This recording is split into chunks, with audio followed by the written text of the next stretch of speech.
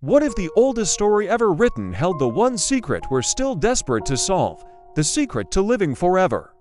Millennia before any book you've ever read, a king, a demigod, etched his story into clay tablets. This is the Epic of Gilgamesh. It begins not with a hero, but with a tyrant. A king so powerful, so arrogant, he believed he was above the gods, above death itself. He ruled the magnificent city of Uruk, a metropolis of soaring ziggurats and walls that touched the sky. Gilgamesh was 2/3 god, 1/3 man, and he possessed a strength that no mortal could match. But his power bred cruelty. The people cried out to the heavens for relief, and the gods answered. They created a rival for Gilgamesh, a wild man named Enkidu, born of the wilderness, who ran with the beasts and knew nothing of civilization. When these two titans finally met, the city shook with the force of their battle. Yet, from this earth-shattering clash, an unbreakable friendship was forged. Together, Gilgamesh and Enkidu were invincible. They journeyed to the forbidden cedar forest to slay Humbaba, the monstrous guardian appointed by the gods. They defeated the Bull of Heaven, a celestial beast sent to punish their pride. They challenged the divine, and for a time, it seemed they had won. But the gods do not forget. For their defiance, a price had to be paid. The divine council decreed that one of them must die.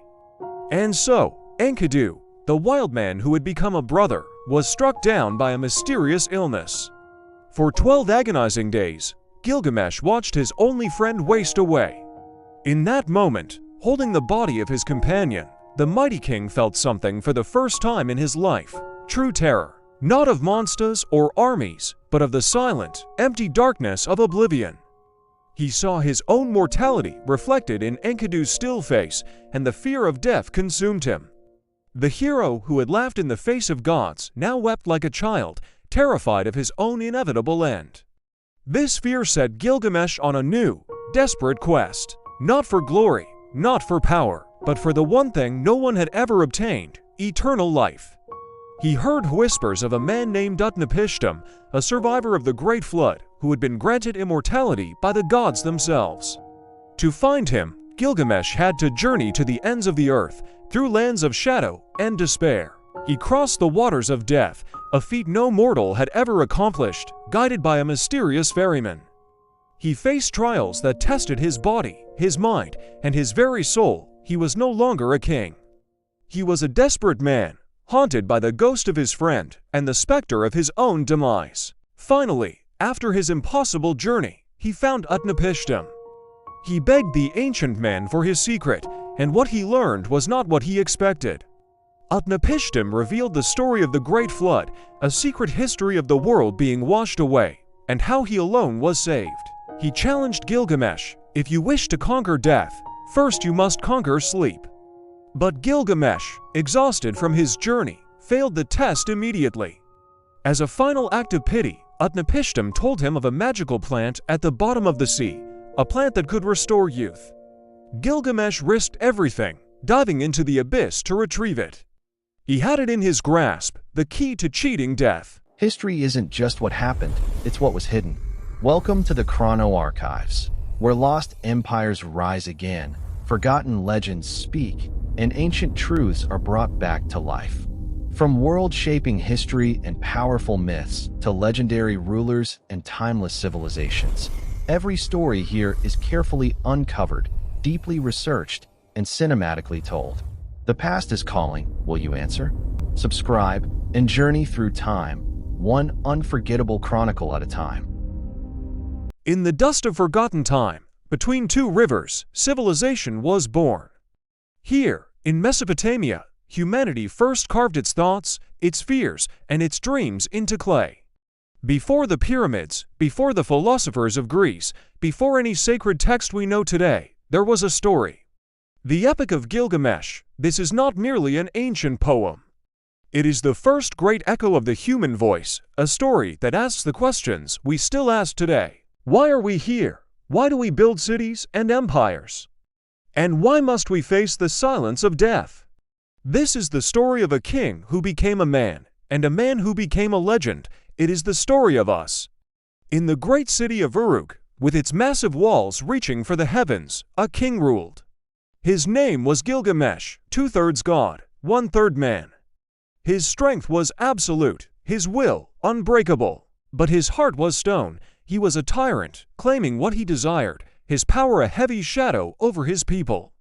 They toiled under his gaze, their prayers rising like smoke to the gods. The gods listened.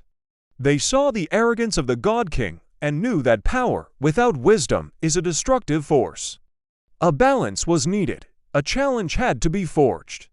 And so, from the wild earth, the gods created a new being, Enkidu. His body was matted with hair, his companions the beasts of the field. He ran with the gazelles, he drank from their watering holes. He knew nothing of cities, of kings, or of men.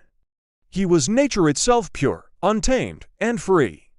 His existence was a whisper on the wind, a wild counterpoint to the rigid order of Uruk. He was the answer to the people's suffering, a force of nature destined to confront a force of civilization. But to challenge the king of men, Enkidu had to first become a man himself. The temple sent Shamhat, a priestess, into the wilderness. It was not a battle that tamed Enkidu, but a gentle awakening. Through her, he discovered not just the touch of another, but the complexities of the human heart. He learned of food, of clothes, of companionship. As he embraced this new world, the animals no longer recognized him. He had lost his wild innocence, but in its place, a new awareness was born. He was no longer just a creature of the earth. He was now a man, with a man's destiny. Drawn by fate, Enkidu journeyed to Uruk. He stood in the city square, a wild force in a world of stone and order.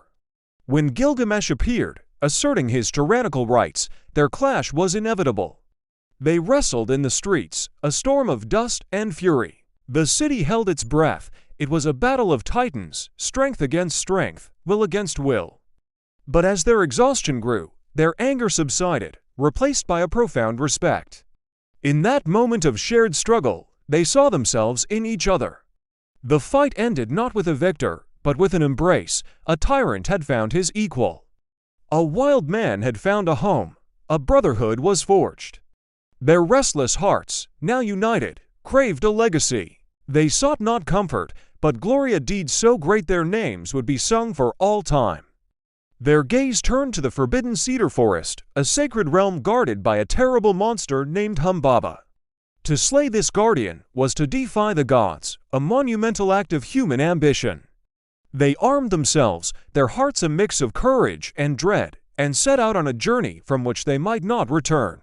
It was a quest for fame, a challenge to the natural order, and the first step toward a tragic destiny. Their victory in the forest echoed to the heavens, but it angered the gods. Ishtar, the goddess of love and war, desired Gilgamesh. He scornfully rejected her, and her fury was immense. She demanded vengeance, unleashing the bull of heaven upon Uruk. Together, the two heroes fought the celestial beast, its rampage shaking the very foundations of the city. They slew it, a final act of defiance, but this victory was their last. The gods convened, their patience exhausted. A price had to be paid for such hubris. One of them had to die. The judgment fell upon Enkidu. A strange sickness, a curse from the heavens, took hold of him. Day by day, Gilgamesh watched his brother, his other self, fade away. The wild man who ran with gazelles now lay helpless, his strength gone. In his final moments, Enkidu cursed the civilizing world that had led him to this fate, but then blessed it for giving him the gift of brotherhood. And then, he was gone. Silence fell upon the room. For the first time, Gilgamesh, the mighty king, the god-man, was truly alone. He touched his brother's still heart and felt not a beat. A cold, terrifying truth washed over him, death. Grief shattered Gilgamesh. He wept for 7 days, refusing to let Enkidu be buried, hoping his sorrow could reverse fate. But decay is relentless. The king who had everything was now consumed by one thing: fear. The death of his friend was a mirror showing him his own mortality. He stripped off his royal robes, donned the skin of an animal, and abandoned his throne. His quest for glory was over, replaced by a desperate, maddening quest for eternal life. He would wander the earth, a shadow of his former self, searching for the one man said to have escaped death, ut-napishtim. His journey took him to the ends of the earth, through desolate plains, and into crushing darkness. Finally, he reached the waters of death, and across them, he found ut-napishtim the faraway. The old man told Gilgamesh a story of a great flood sent by the gods to wipe out humanity. He, ut-napishtim, was chosen to build a great boat to save his family and the seed of all living things.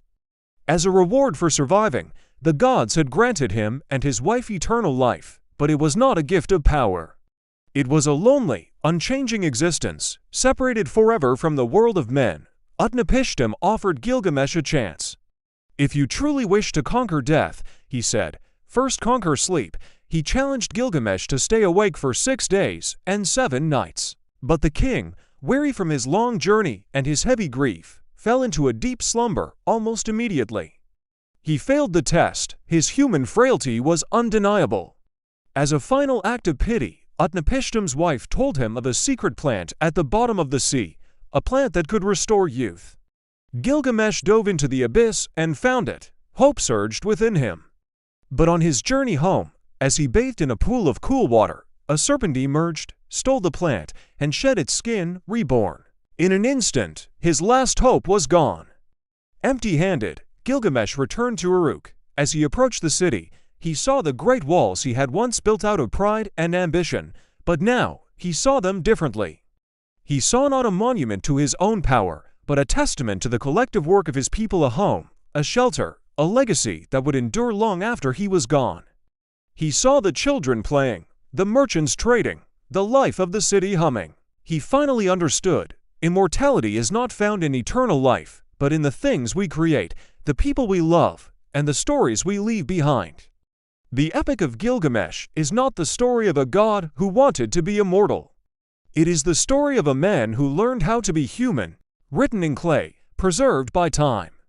Remembered because it asks the only question that matters. How should we live, knowing we must die? Thank you for watching.